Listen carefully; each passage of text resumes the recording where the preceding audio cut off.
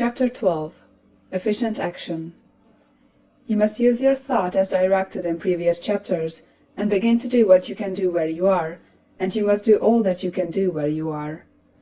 You can advance only by being larger than your present place, and no man is larger than his present place who leaves undone any of the work pertaining to that place. The world is advanced only by those who more than fill their present places. If no man quite filled his present place, you can see that there must be a going backward in everything. Those who do not quite fill their places are dead weight upon society, government, commerce, and industry. They must be carried along by others at a great expense. The progress of the world is retarded only by those who do not fill the places they are holding. They belong to a former age and a lower stage or plane of life, and their tendency is toward degeneration. No society could advance if every man was smaller than his place. Social evolution is guided by the law of physical and mental evolution. In the animal world, evolution is caused by excess of life. When an organism has more life than can be expressed in the functions of its own plane, it develops the organs of a higher plane, and a new species is originated.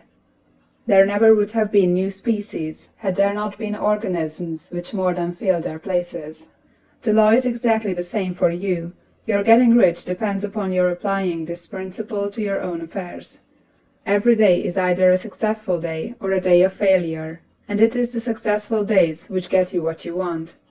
If every day is a failure, you can never get rich, while if every day is a success, you cannot fail to get rich. If there is something that may be done today, and you do not do it, you have failed in so far as that thing is concerned, and the consequences may be more disastrous than you can imagine. You cannot foresee the results of even the most trivial act. You do not know the workings of all the forces that have been set moving in your behalf. Much may be depending on your doing some simple act. It may be the very thing which is to open the door of opportunity to very great possibilities. You can never know all the combinations which supreme intelligence is making for you in the world of things and of human affairs. Your neglect or failure to do some small thing may cause a long delay in getting what you want. Do, every day, all that can be done that day. There is, however, a limitation or qualification of the above that you must take into account. You are not to overwork, nor to rush blindly into your business in the effort to do the greatest possible number of things in the shortest possible time. You are not to try to do tomorrow's work today, nor to do a week's work in a day. It is really not the number of things you do, but the efficiency of each separate action that counts. Every act is, in itself, either a success or a failure.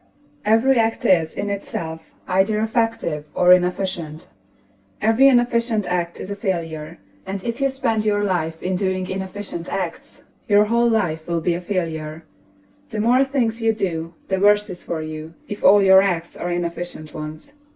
On the other hand, every efficient act is a success in itself, and if every act of your life is an efficient one, your whole life must be a success.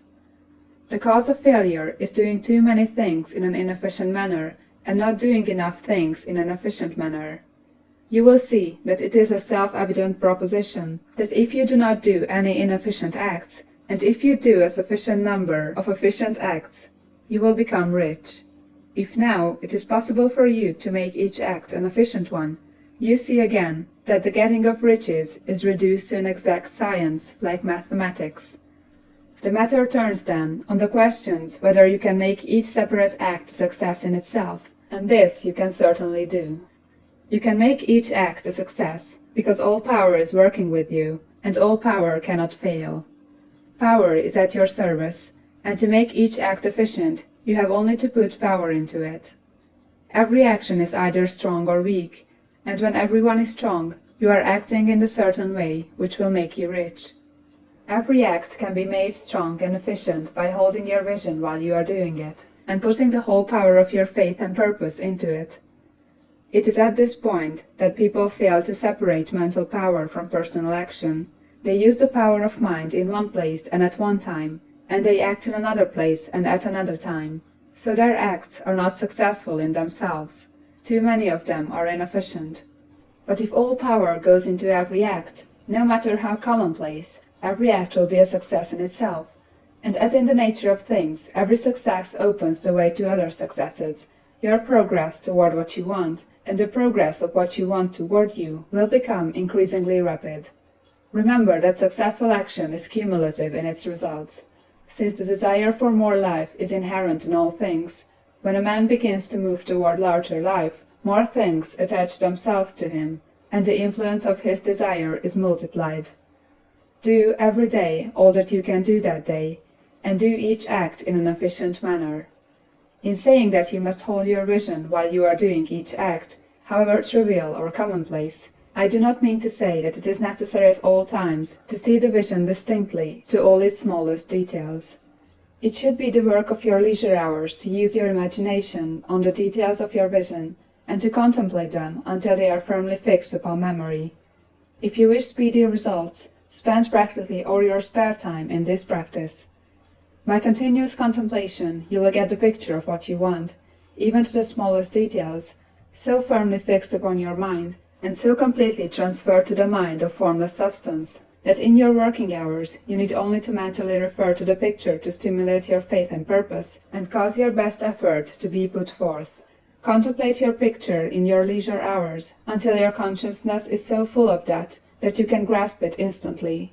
You will become so enthused in its bright promises that the mere thought of it will call forth the strongest energies of your whole being. Let us again repeat our syllabus, and by slightly changing the closing statements, bring it to the point we have now reached. There is a thinking stuff from which all things are made, and which, in its original state, permeates, penetrates, and fills the interspaces of the universe. A thought, in this substance, produces the thing that is imaged by the thought. Man can form things in his thought, and, by impressing his thought upon formless substance, can cause the thing he thinks about to be created. In order to do this, man must pass from the competitive to the creative mind. He must form a clear mental picture of the things he wants, and do, with faith and purpose, all that can be done each day, doing each separate thing in an efficient manner. End of chapter 12.